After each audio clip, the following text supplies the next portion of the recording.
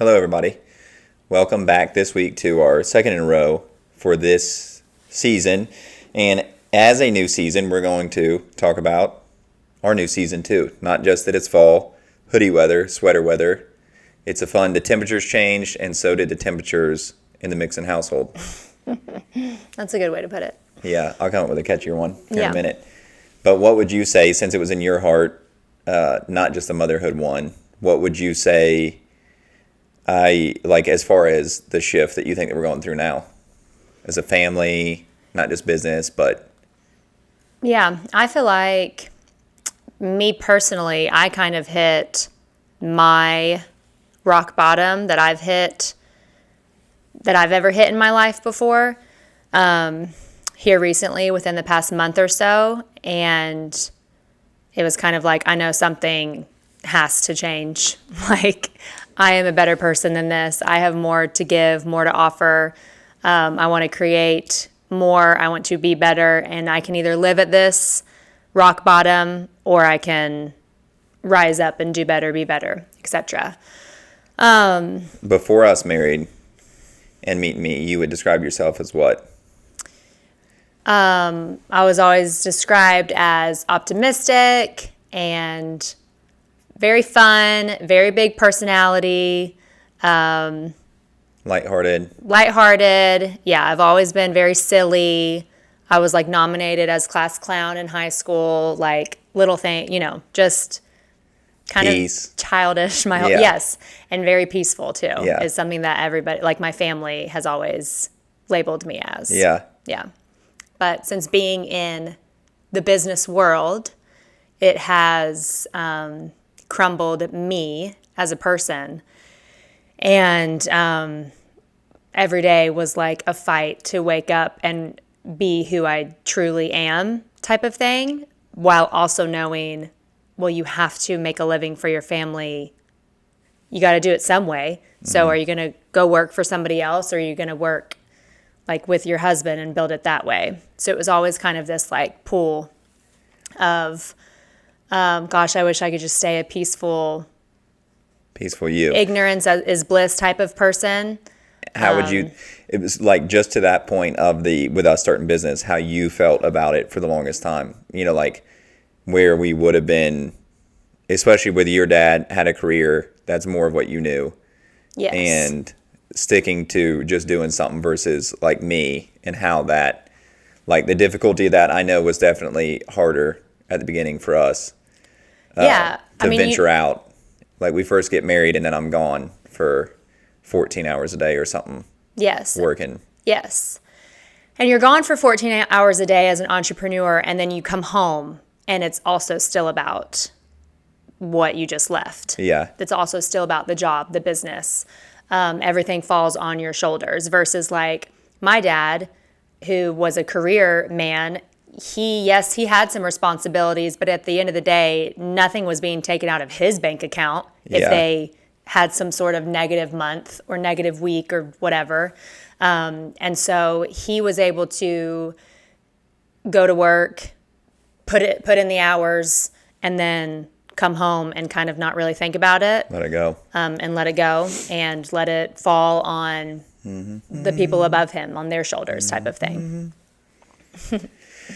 No, I get that. And then you come into this world of, to me, like just to the other point, is that I was just telling the guys yesterday that I'm like, I always fought like for whatever it was. And so, not that we didn't have, but if I wanted something that was decent, like it was me, even from a young age, trying to earn it, like earn the money to get it and earn it, like I remember 6, 7 years old, getting enough money to do some stuff, but even was like out of shape, young kid.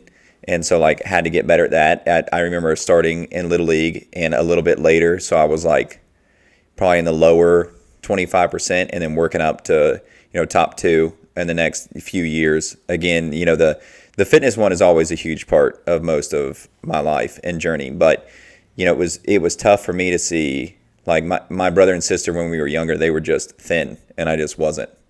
And I always felt like that we ate the same. But I remember my mom saying, she said, well, you'll always watch You'll always probably, she said, you will be the most likely one to always be in good shape because you'll always watch it. And I, from a young age to 18, 19, 20, it was like, well, anything I wanted was just this exceptionally difficult. It was a matter of like how much time and practice do you need to put in to get the result that you want. And so everything's that way to me. So I didn't have this, that was already, my expectations already matched pretty close to what life was going to look like. And I so I think was ready you and for it. we were two people who grew up very differently, because I would say that I worked for things on a very low level, but I was naturally good at what I was naturally good with, and I stuck with those things. And so I didn't have to like work super hard for those things. And my parents, we've always had enough money, so I never had to go get a job. They paid for my college. So it was like, I always think of Mandy when she talks about how Merle lived a Candyland life. Yeah. I would say my life was pretty Candyland. Which brings me to this point of this business, this entrepreneurship journey with you, which has been like a disdain.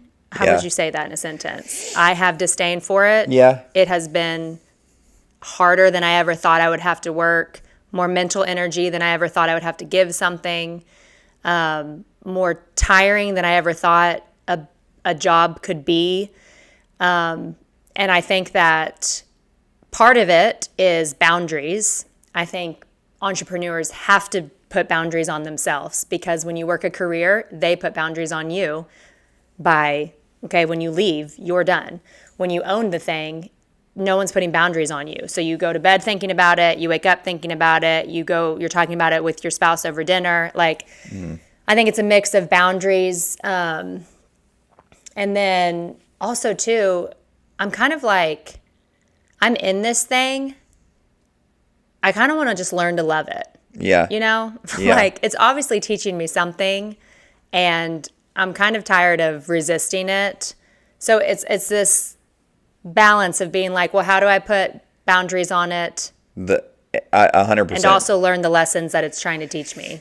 I was just thinking, and I've said this recently too, but the business personality and feeling and emotions go so much with me, because I'm like, and I realize that, and it makes it tougher because I'm always okay being tougher on me and being like, where people would say, oh, that was great. And I'm, would say we have to do better, like to myself. But then me running this thing, that same personality hits everybody else. And so I feel like that they interpret it differently than I would. Like I like that, and it's motivating to me to do better. And most people, I think that it's crushing. And so I think I can do better in here with just keeping more, because if I'm thrilled and laughing down, no one actually knows like what were the sales yesterday, what was the actual net profit, did we have any issues, did we have any crazy loss, did somebody ruin $1,300 sweatshirts yesterday, like what is our labor at right now, what's the ad spend. If no one's actually thinking those things, they're just like, Dalton's pissed. And so I think we're all dying, and that is what I think happens a lot of the time. And so if I just hold that, and harness your emotions, and then you're able to deliver it just in a strategic way, I think that we see a better results, because it doesn't matter at the end of the day for everybody else. We get good drive from everybody, and everybody's on board. So there's no point in always riling people up.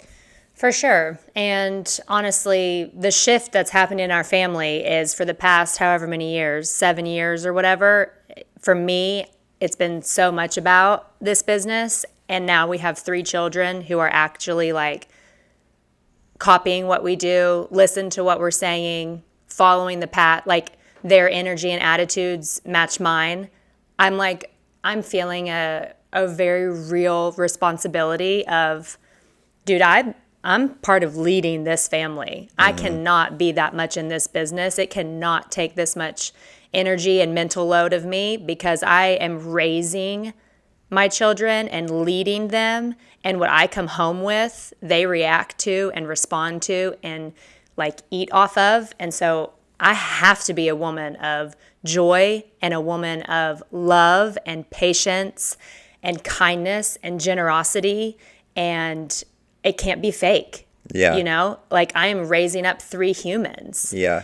And so I'm feeling just this huge shift of like, okay, this kind of has to be, I have to step away from a lot of the like mental, I guess, and physical of business and step more into like remembering who I am in Christ and then leading my kids and developing habits. Like not every spare moment you and I are going to talk about business in front of the kids. I want to talk about other things. Oh, for sure. You know, I want to What watch. percentage do you think, because you say that, I thought, and we were going this a similar way with the podcast and stuff too. What percentage do you think with the demeanor and the difference in expectations versus reality was business and what is the motherhood, aspect of it? Some of the challenges with that, like same, it's a different thing, but how great it is. Do you think that is a weight, on you that has brought some too? Because if the only thing that I would say is this is not your heart, but it's not like that business has destroyed your motherhood. I think that both, That's play a just what role. we It's were a time talking thing. about. Yeah. I'm like, but you have, I mean, it's part of a challenge, with it. But what Well, other and then elements it's like do you the think? motherhood element of keeping people alive, keeping fights from breaking out, making sure everybody's fed, keeping up with everybody's snacks, with the bedtime routine, answering all the questions. I kind of feel like they're growing up a little bit, that we're kind of getting out of that a little bit. And I just want to like be prepared for, I don't know, for that season. Yeah. I don't know. Motherhood is purely exhausting to mother toddlers and babies. And a lot of women have done it so much better than how I handled it. And I would say that mixed with owning a business and just my own failure to make it a priority caused me to just completely give up putting any energy into the spiritual side of myself. And so now that I'm like reached that rock bottom of like, Dalton, I'm going insane. Like, I feel like my brain is actually going crazy. I just decided I have to, this is the only answer. Like, Jesus is the only answer. And I've known him my whole life. But for years, I've put him to the side because I've had 3 kids in front of my face at all times. And I've had a business in front of my face at all. For any time that they weren't, business was. Mm-hmm. Do you know what I mean? Yeah. And so it's like, oh yeah, Lauren, none of this is going to go well or be what you want it to be unless Jesus is at the center of it and at the center of you and your heart. And so it was like, I've always known that. And for years, I just didn't attend to it. Do you know what I mean? Still, yeah. Which I'm like, but from anybody, seeing it too, I'm like, my perspective is that you've done great with all of them because you said the thing with the, other women and stuff, and they would probably say the same. Like when you hear, even Tim Tebow on his podcast and talking about how it's short, he's falling with stuff that, and I know that's not the perspective. And other people towards you, I'm like, and seeing you're an incredibly present mom, all the time, and you are there all the time. And whenever you're in here doing work and stuff, super busy, intentional, and do well. I would say on an outsider's perspective, you do well, with all of them. I think I would agree with that. And I think you and I both know what we're talking about. It's just missing Jesus. No, for sure. Like, yes, I'm very present. I'm very fun. I plan all of our activities. They live a great life, but I don't pray with my children, and that's something I've always pictured myself doing. I don't talk about Jesus with my kids, and that's something I always pictured.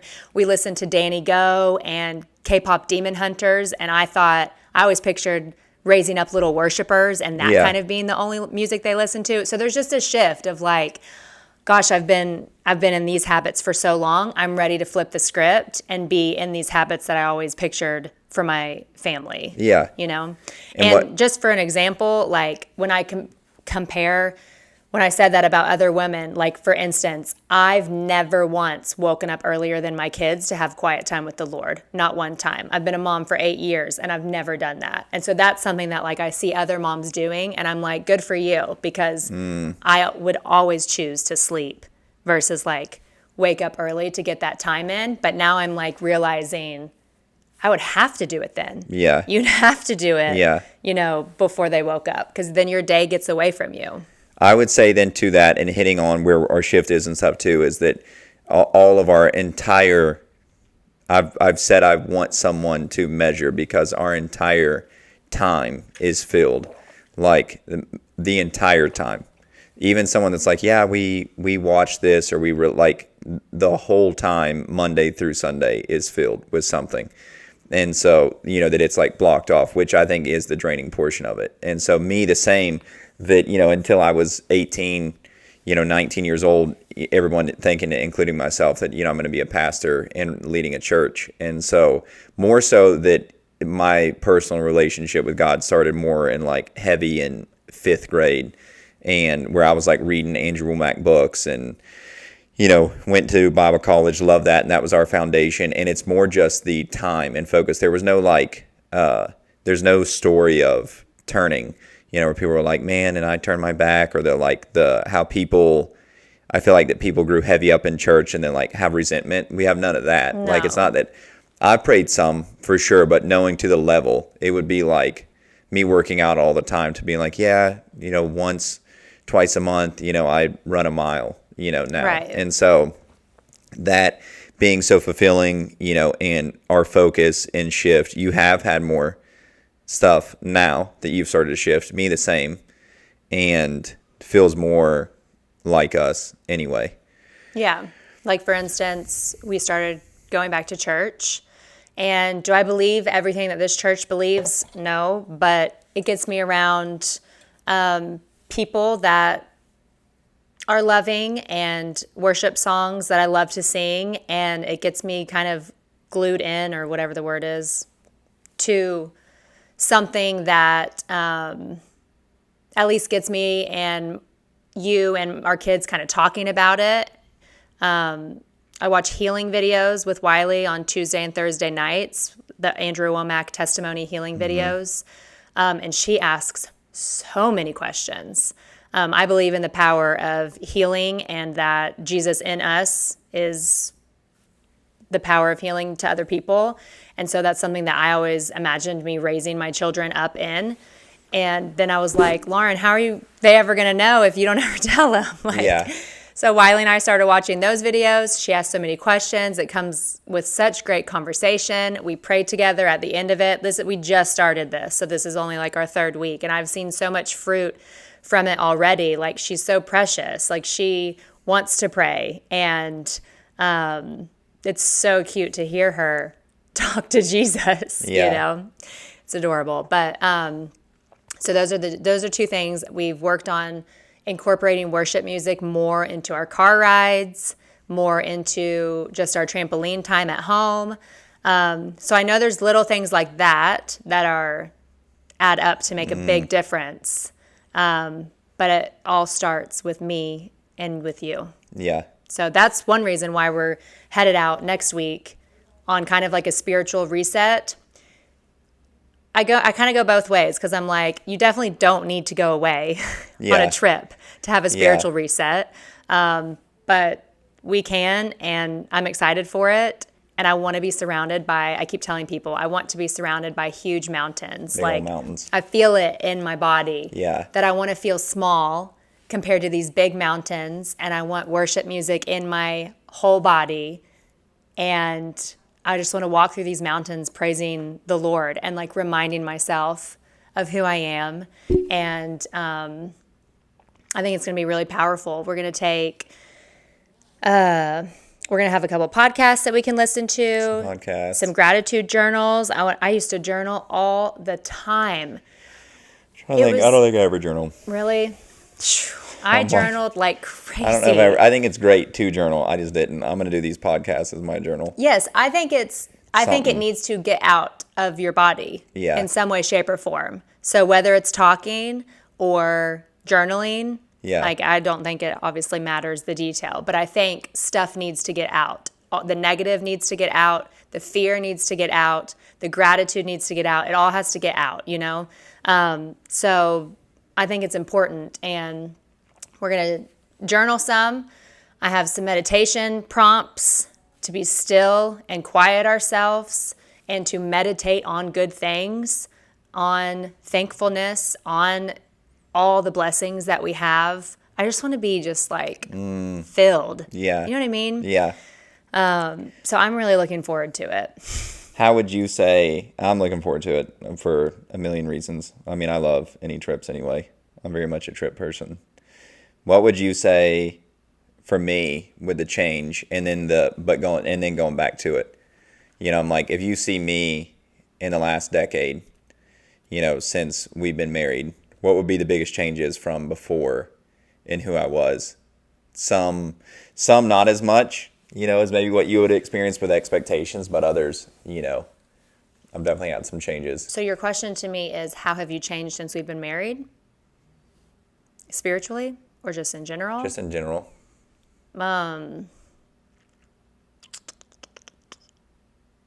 As much or not as much? I definitely, if we're comparing me versus you, I'm a very different person. You think that you changed way more? I think than I've changed way more. You have stayed pretty steadfast, but the world has gotten to you in some ways. But you've remained kind and generous and like soft, while also super manly. Like Gosh, thanks for saying that. You're welcome. You've remained pretty steadfast, but I think just creating time for habits is what we both need to do for better habits. No, I think so. You know what I mean? No, for sure. And that's my goal. We both love worship, though, and worship music. I mean, right now, my biggest sacrifice for Lauren is that I take the kids to Sunday school and miss worship to make sure that the kids are settled in there. And he lets me be the one that goes into worship. And Lauren gets to go in there. It's a big deal, and I really, really appreciate That's it. the biggest sacrifice because we both love it that much. Yes, and we so, do. And it is a good feeling. There was one other thing that you were talking about. Gratitude-wise, which we can talk about that later. There is so many things going on too in a good way. Because there is this part of me that you barely got to see too, because of how much, like, by the time that we were together, I was in business, you know. Oh yeah, I saw a quote that said something like, and this is a little bit different because I'm the woman, but it said something like, a woman. I don't know what exactly it said, but it said something like, how in the world does a woman remain soft in business? Mm-hmm. And it resonated with me so much because business has hardened me so much to people, to just in general.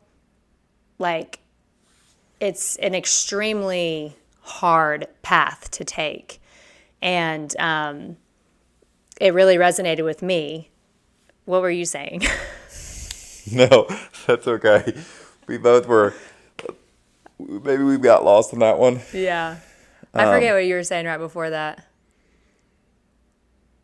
Oh, because I barely got to see you. Oh, yeah. I barely got to see you pre-business. Yeah. And I really don't mean for this to bash business, but at the same time, it's an extremely hard path to take. Yeah. So take that for what you will. I don't mean to bash it, but it's extremely hard. And it takes every ounce of who you are to be in it.